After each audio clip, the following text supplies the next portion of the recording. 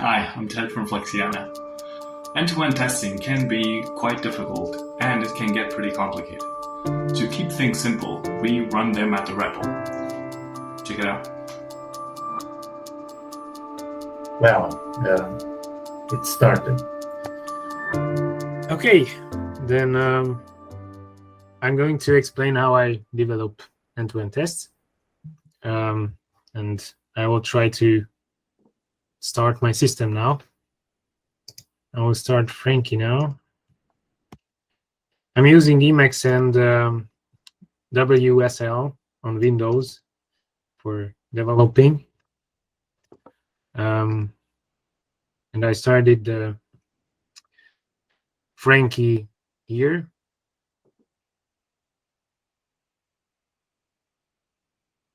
So we should wait until it starts, but until then, I will go into the end-to-end common namespace. I evaluated successfully this namespace. And then, using this command, I can start a non-headless browser, which I can control with this etawing library. So let's try it. I evaluated this command, and it started this blank browser. But this will only work if you have a working browser driver on your system. Yeah, and for me, I have the Chrome driver installed with the matching version of Google Chrome. So if you have that, you can open the browser window like that. And after that, you can make commands to that browser. So let's log in with the already written login function in. I need to do it manually, but now it seems to be working, but it's a bit slow. So I can show you what it does. This login command.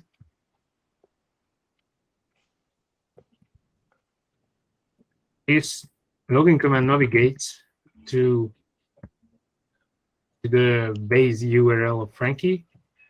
Then it fills the login credentials, press and enter, and then waits until the home icon, which is, I guess, this one. We can also inspect it. Yeah, sorry for being that slow. Normally my system isn't that slow. So if you inspect this one, you can see this data CI here. Is my screen sharing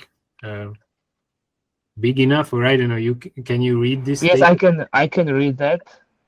Okay, so this is a element in the browser which is marked with this data CI named home icon, and this command waits. Data CI is some annotation of it's just an icon. HTML attribute which we inserted exactly for that purpose, to easily find this element in the HTML page. Okay, so the semantics of that attribute is mostly our tests, so we can address elements programmatically, right? Yeah. Thanks. Data CI is exactly for that.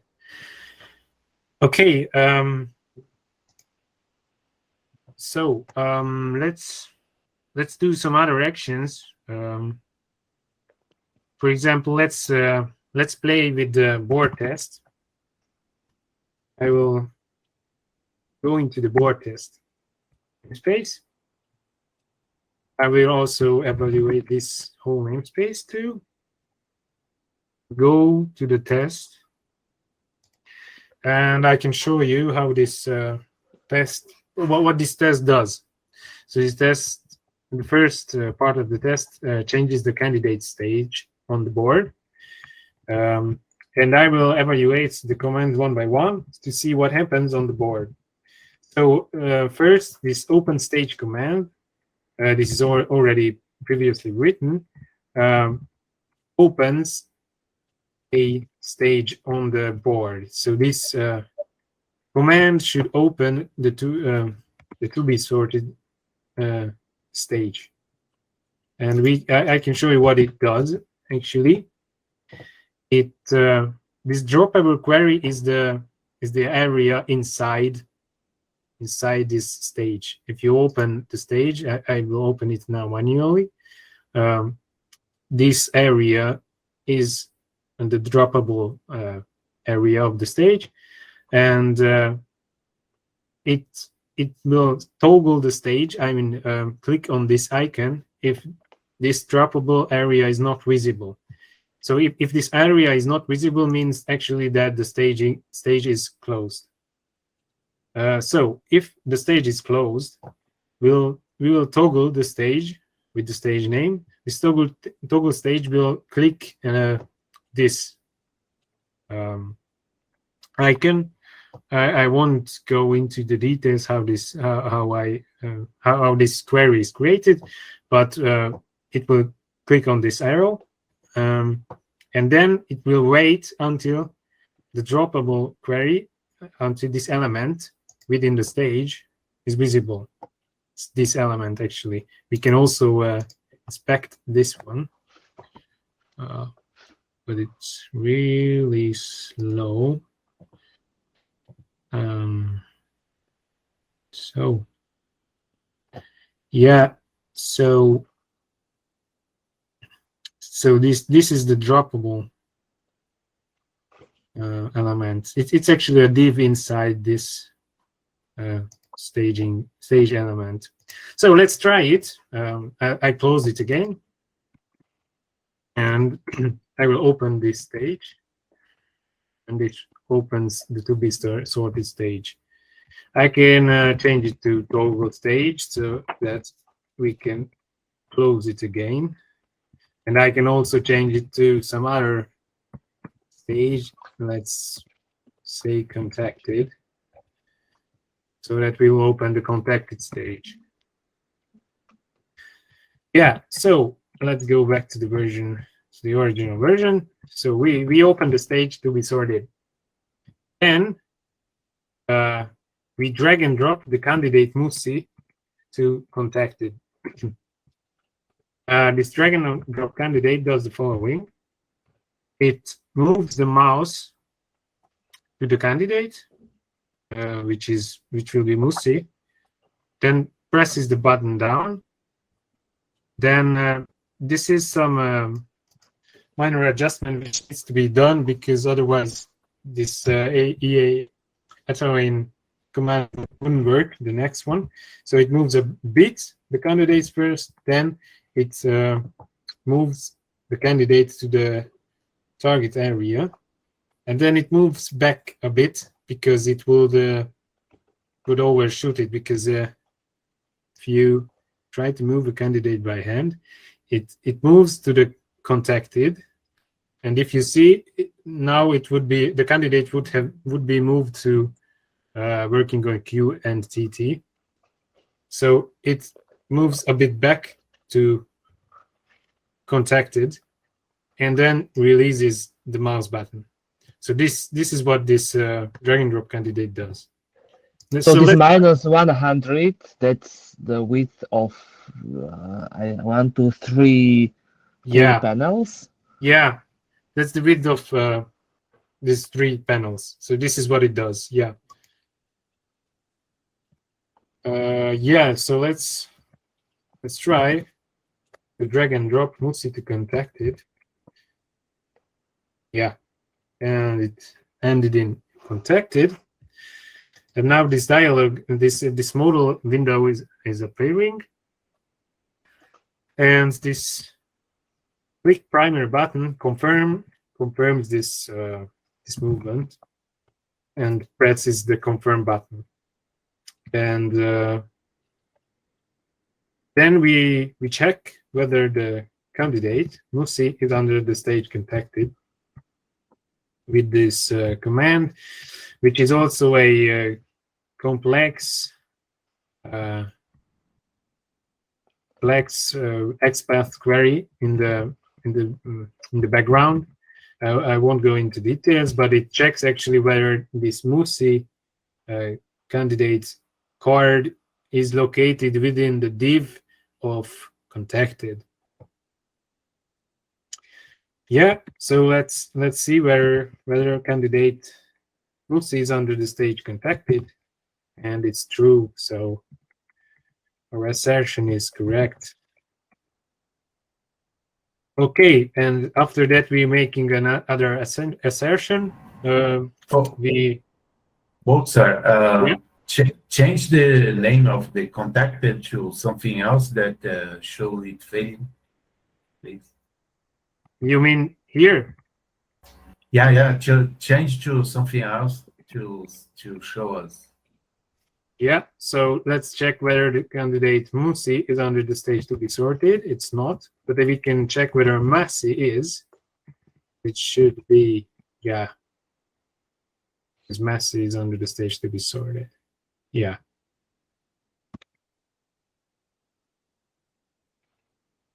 Okay. Any other questions? Or should I move on? Can move on. Okay. So the next step is clicking the candidate Musi on the board. It clicks on its name. That's a simple click on a specific query. And this Etoin API command is doing a simple thing. It waits for a specific text appearing on the page, and this waits for protected, and it's already on the page. I guess, where is it? I guess here is it, but there should be, yeah, here is it. Okay. Stage, yeah. Yeah, okay, a bit. Next one is testing again the archivation of a candidate on the board. Let's navigate by clicks on this icon, which means that we are going back to the board. And now we are opening the planning interview stage, yes. And we are clicking the candidate drop-down item from Nessie, which and the archive item, which it will do actually click this item. We can also go inside of this, what it does. It creates the drop-down query. It's a XPath query, which we don't need to go in more detail. Clicks on this drop-down here with a readable message if it's not visible. And then it clicks a drop-down item, which is in the common namespace.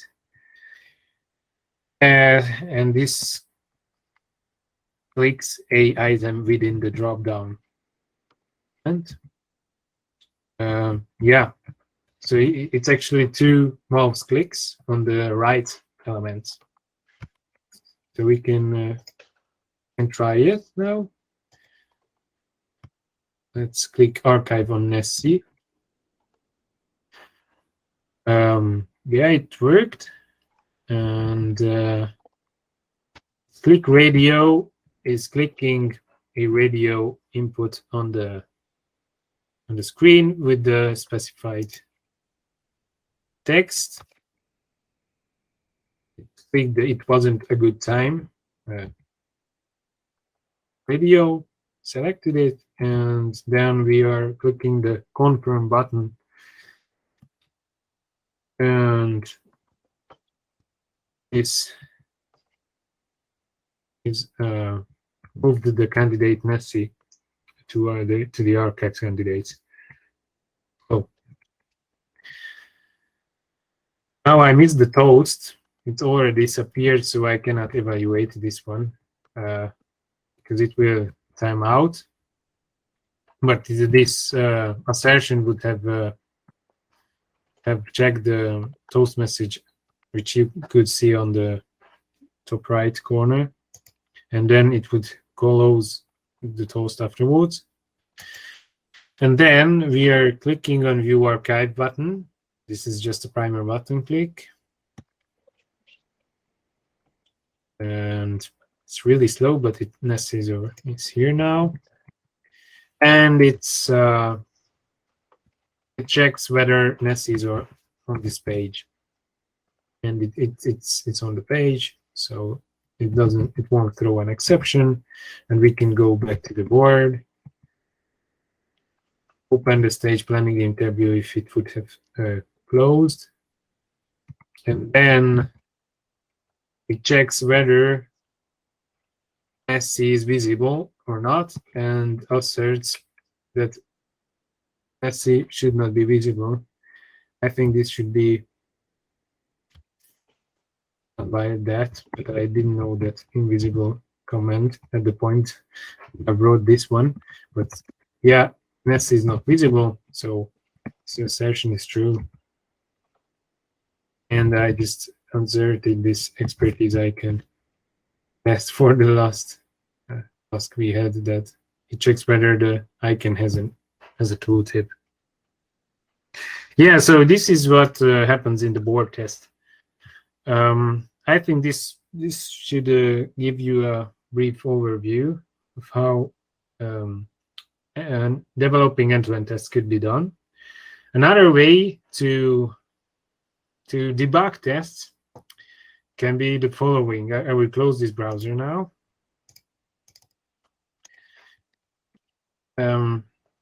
Go to the common namespace, then you can also hack the with driver and with login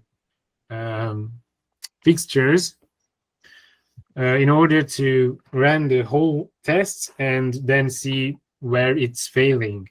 What I usually do is actually that I copy this alter var root command in the with driver fixture. Basically, what I want is that after running the tests, I can interact with the browser so that it won't quit, and after running the browser, I can interact with it. So I will evaluate this one, and I also want that after doing the test, our browser wouldn't log out. So when doing this, running the test will open a non-headless browser, so you can see what happens in the test, and after performing the test, it won't quit and it won't log out. So you can check where it failed, and you can also check the state of the browser, maybe perform some commands where it failed. So let's try it on, I don't know, two candidate tests. Evaluate this one. You should have a command within your IDE to run tests in Clojure. X, it's just Control-C-T and N. It runs the namespace tests. And I see. I made a mistake here. I already also commented out the F here. It means that the tests won't run. we need to run the function in the fixture. Yeah, so that it will be should run. Oh yeah, I'll share it. Oh, it's really slow. Hopefully it will work. Yeah. Okay. So basically, what we should see now is the assignment test.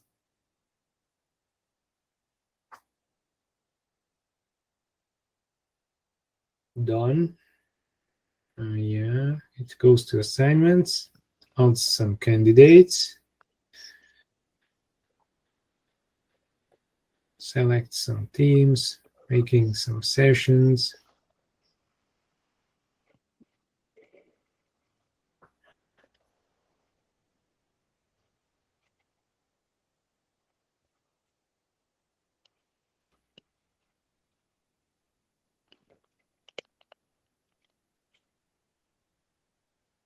And in the end, it deletes the team assignments and the candidates from the assignments. Yeah, and it's done. I will change. So basically what I wanted to show is after running the tests, you can see the browser remains open and you can interact with it. The commands. Now here we see the output of the test, and actually it was failing because there were some severe logs when we added candidates to be evaluated. You can also check severe logs. I think it was because WebSocket couldn't connect. Was too slow. My computer is really slow now, so probably this is because of that. Yeah, whatever. But if this test would have failed in this state, then you can perform commands with the browser and check why it failed. For example, if it failed in the middle of the thing, then you can try evaluating the assertion that failed, whether it's working now or not, or let's try to change something in that so that it will work. So debugging of failing tests can be also done like that. That you alter this with driver function, you hack that a bit so that it won't quit and it won't log out. And it will remain in the driver dynamic var, and it means that you can interact with it like normally.